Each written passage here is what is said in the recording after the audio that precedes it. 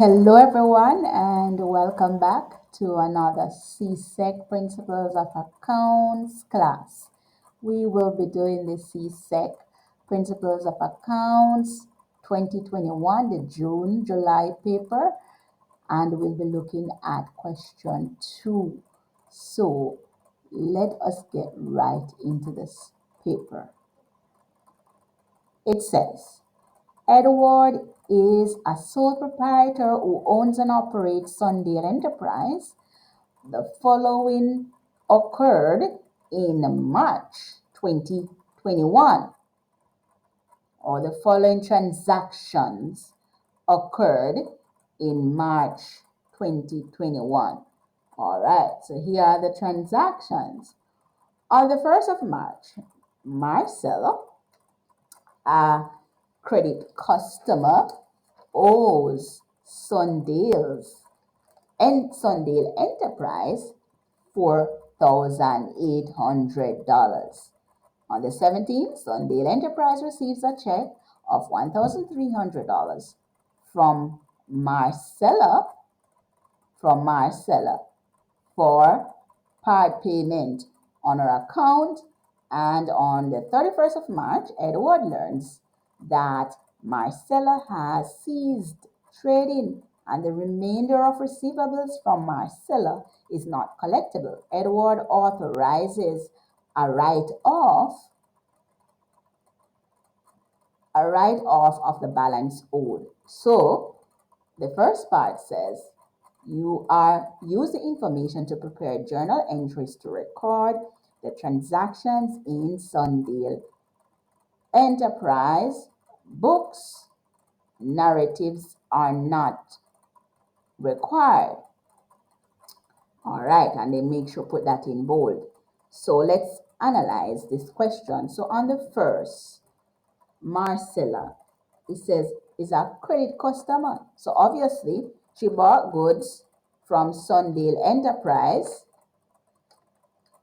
But what do we notice? How will this affect the general journal? Well, we know that there's going to be an increase to the debtors account. So how will this affect the general journal? Well, we know Marcella is going to be debited $4,800 and sales is going to be credited $4,800. So that's how we represent that in the general journal.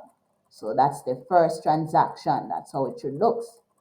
The second one says, on the 17th, Sundale Enterprise received a check. So once we know it's receive a check, that's bank of $1,300. So obviously, Marcella made an effort to pay some of the money that she owed. And so for bank, that's going to be debited $1,300 because it says check, and Marcella will be credited $1,300. That's how we represent that in our general journal. And on the 31st, it says she ceased trading. So guess what now? And the amount, the remainder of whatever Edward was to receive was not collected. So there's right away, we know that there's going to be a bad debts that represent bad debts. So on the 31st, bad debts will be debited, and that would be the difference of what she's owing, which we deduct the 1,300 from the 4,800, and that would give us 3,500. And Marcella would be credited 3,500 to write off the balance owed. That's the balance that is owed. So this is what our general journal should look like. So this is just a little duplicate. You can omit that. So, but that's what it looks like. Let's move on to the next part of the question now. All right. So it says here, let's see if we can zoom this up a little bit. At the end of the financial year, on the 30th of April 2021, Sundale Enterprise has trade receivables of $32,700 and a provision for doubtful debts of $1,170. Edward estimates that 3% of these receivables will become uncollectible. B, the first part asks us to calculate the amount required for adjusting the provision for doubtful debts account at the end of the financial year. So first, we will have to find the 35% of 32,700, which is 981. But that does not represent what would be going to the provision for doubtful debts.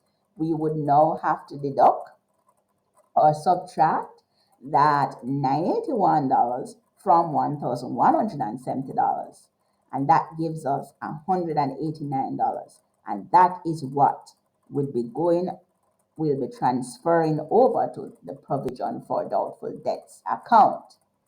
All right, so let's look at the second part of B, what they ask us. So they say, record your answer from B1, what we just did, in the provision for doubtful debts account below to show where the adjustments should be recorded. So as we said, in the provision for doubtful debts, we know on the debit side, the $189 is what we would send to our profit and loss or our income statement. So this is what your provision for doubtful debts should be. But there has been an error. I have 2020, but it should be 2021. Please make note of that and correctly write 2021 as the year. So April 30, at the ending of the month, $189 would be to our income statement or profit or loss. All right, let's go to our next part of the question.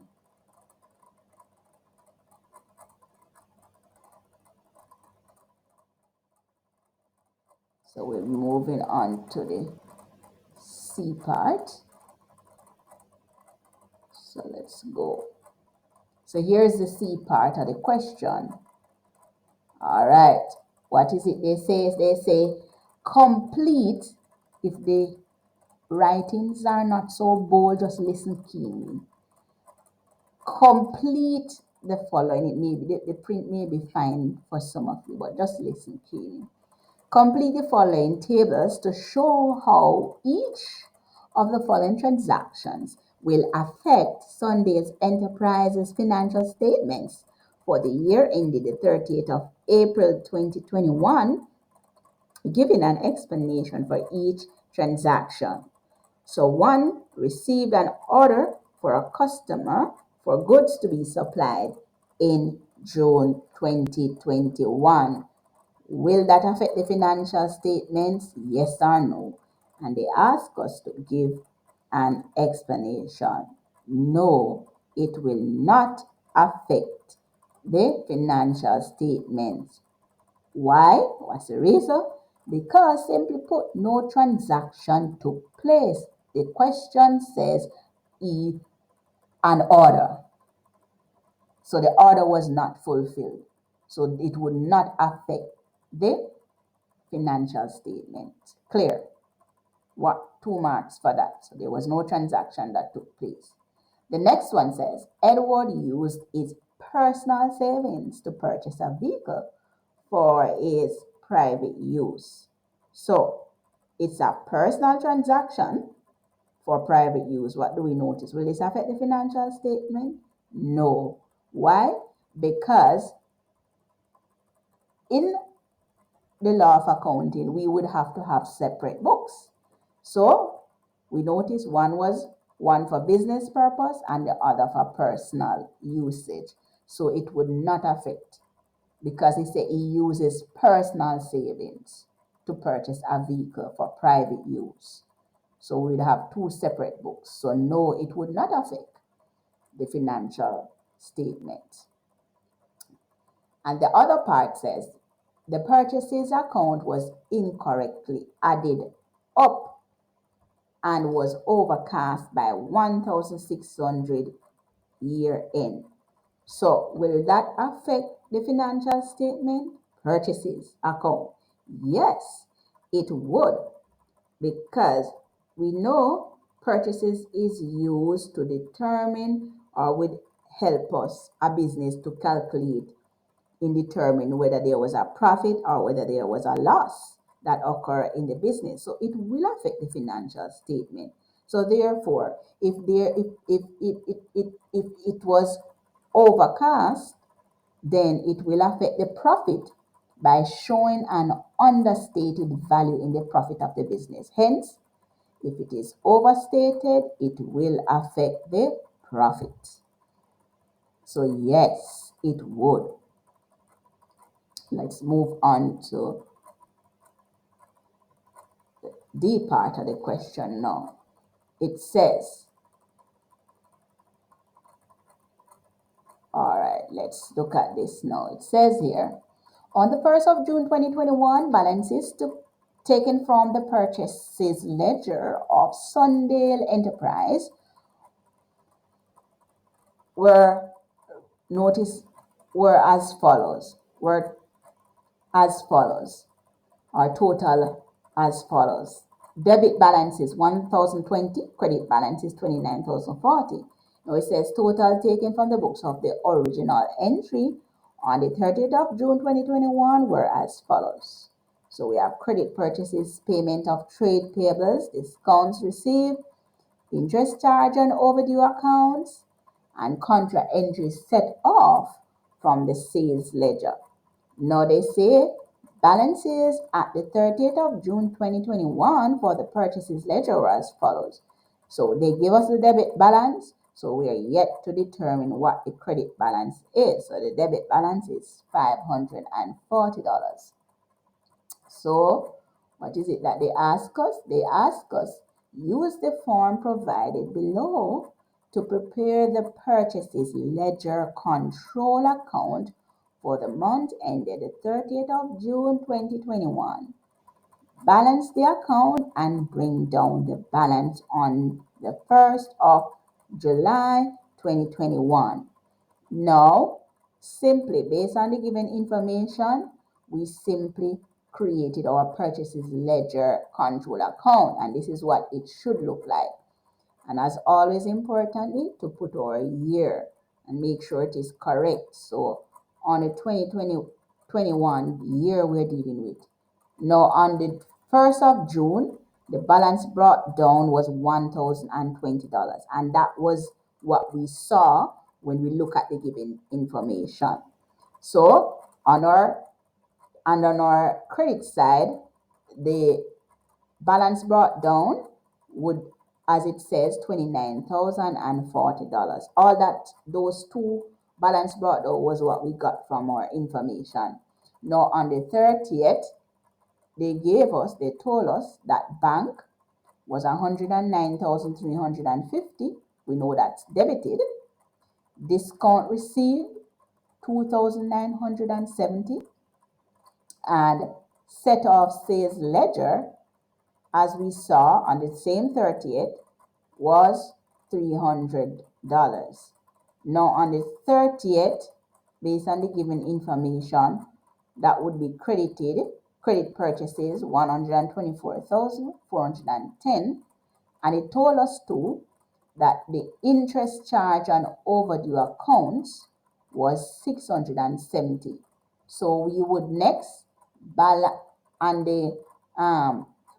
off our account, and when we balance off our account, we got 154,620, and the difference between the two sides was $540, because our debit side is more than our credit side, and therefore our credit side is more than our debit side, and there was a difference of 40,980, and that would be our balance brought down for July 1st.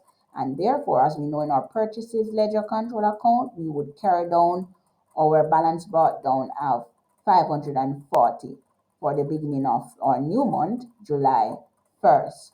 So this is what our purchases ledger control account should look like. And you can always scroll or go back to see the information that we have put in here. All right, so coming up to the last part of the question now. 2. State one use of control systems in the accounting process at Sundale Enterprise. Now, 1. The control system help to prevent or reduce and detect fraud. 2. It helps prove the accuracy of financial statements or records. 3. To assist with the preparation of final accounts from incomplete records. And also 4. To check the arithmetic accounting of the ledgers. So any one that you select, then you would have gotten your mark. So those are just 4 reasons or 4 purposes that I have stated that we use the control system in the accounting process. So this is it. Then we have come to the end of question 2. Thank you so much for watching.